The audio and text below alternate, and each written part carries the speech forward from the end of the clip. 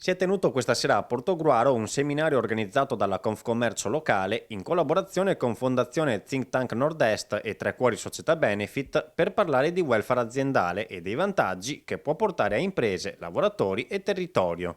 Nel panorama attuale di mercato, nel quale la burocrazia e gli impegni sono sempre più assillanti in un mercato molto competitivo, sia importante avere qualcuno, un suggeritore, un partner affidabile che metta in condizione tutti gli imprenditori di cogliere al volo quelle che possono essere delle opportunità da sfruttare per ottimizzare proprio la gestione della propria impresa. È importante riuscire ad armonizzare l'impresa anche nei costi di gestione. Questa opportunità della legge di bilancio 2016-2017 è sicuramente una situazione da cogliere ed è per questo che ci facciamo voce insieme ai nostri partner, in questo caso Tre Cuori, proprio per sostenere il territorio, le imprese del territorio in un circolo virtuoso che può derivare dalla conoscenza approfondita di questa tematica.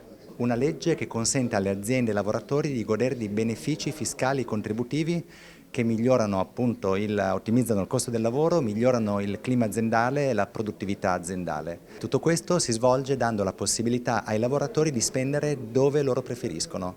È naturale che i lavoratori andranno a preferire quelli che sono gli erogatori di prossimità, di vicinato. È proprio per questo che le dinamiche di Tre Cuori, di Confcommercio e in generale di territori convergono e quindi questo genera un circolo virtuoso per il bene comune. Spesso qualche lavoratore è preoccupato che siano pochi servizi, ad esempio il dentista, la babysitter e pochi altri. In realtà ci sono anche l'assistenza alla persona, ci sono tutte le spese educative, di istruzione, ma addirittura anche le spese legate allo sport, alla ricreazione, al tempo libero, anche le vacanze, i viaggi, perché si parla di un benessere del lavoratore molto ampio.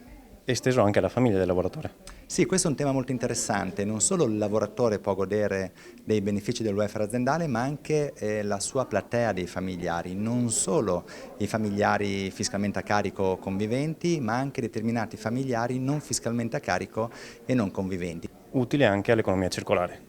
Beh, questo è proprio l'obiettivo principale di Tre Cuori e di Confcommercio insieme a Tre Cuori, quello di fare in modo che le spese dei lavoratori possano ricadere nel territorio attivando benefici e allargando quelli che sono i beneficiari del welfare in maniera molto ampia.